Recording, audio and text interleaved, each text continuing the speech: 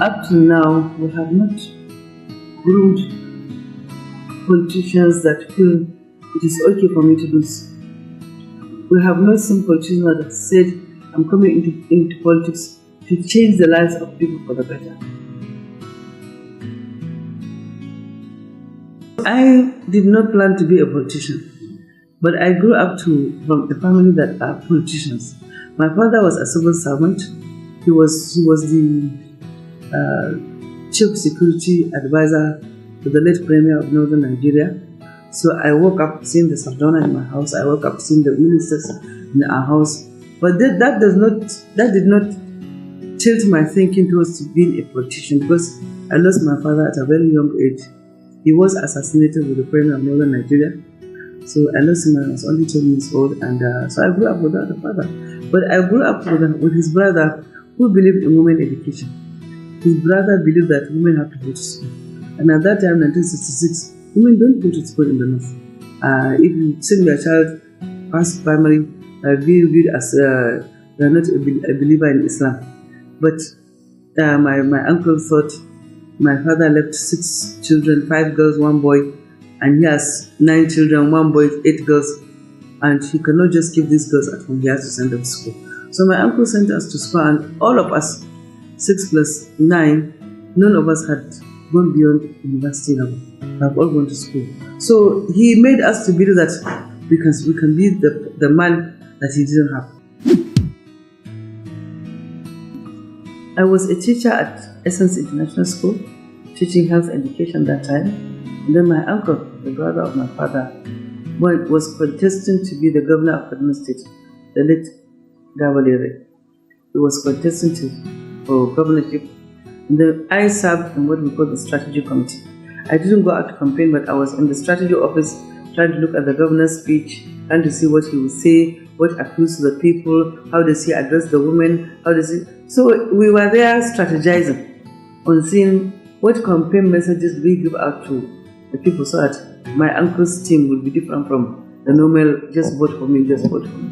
So after the electioneering, my uncle was lucky he got elected as governor. So at that time, there was a military head of government, the Babangida administration, and there was a democratically elected governors in the state. So I was appointed the Director General to work with the State Commission for Women. That was under the Better Life program of Mariam Babangida. The Better Life program opened my eyes to see what we could do to women to change their lives. Political participation has dwindled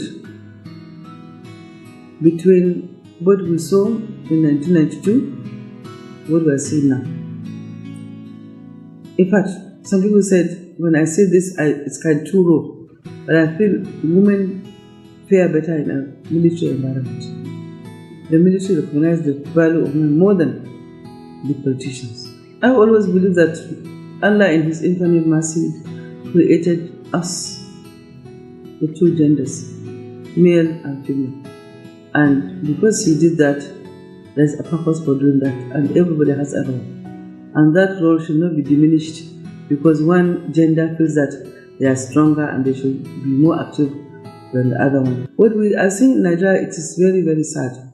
We need to see more visibility of women. Women are not visible at all. They are even shrinking to the lowest level, especially now.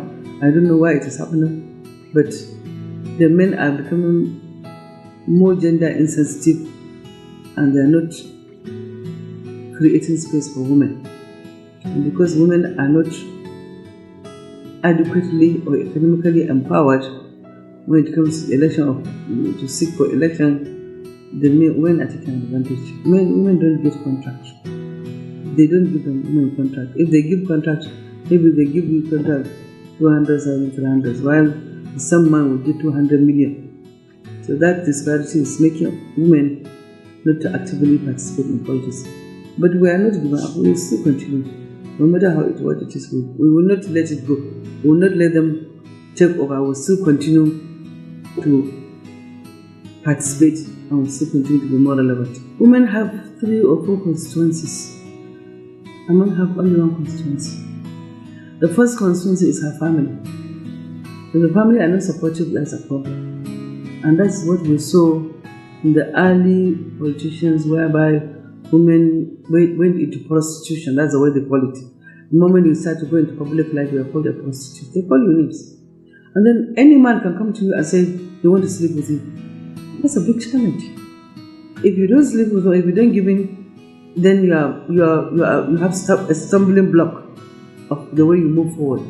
So for you to now protect yourself as a respectable person, have a good relationship with your family, you have to be aggressive. And that is what I don't like. You can have this beautiful human, humane face, beautiful, nice woman, nice behavior, without getting what you want, without being aggressive. Some people actually think that the moment you declare you're a politician, then you are everybody's wife. You have to now stand up and show them that I'm not out for this. That's our one challenge. Second challenge is that no matter how big you are, no matter how powerful, no matter how knowledgeable, no matter how many degrees on your head, a man thinks that you are under him. Let me give you an example. We were having a meeting at our zonal meeting in our quarters here in Apple. Because I'm coming from Northwest, the speaker is also from Northwest. I was the secretary of that committee, and we were taking minutes of the meeting. Suddenly they brought some snacks and drinks. One of my colleagues, who is not a chairman of any committee, I said, they have brought food. To him, I should stand up and serve them. This traditional thinking is bad. That's why I say I don't like to only develop my aggressive nature, because everybody can be aggressive. This is my colleague, we have the same salary. I'm even senior to him in rank because I'm chairing a committee. He's not chairing anything. But he's expecting me now to leave my secretaryship and go and serve him.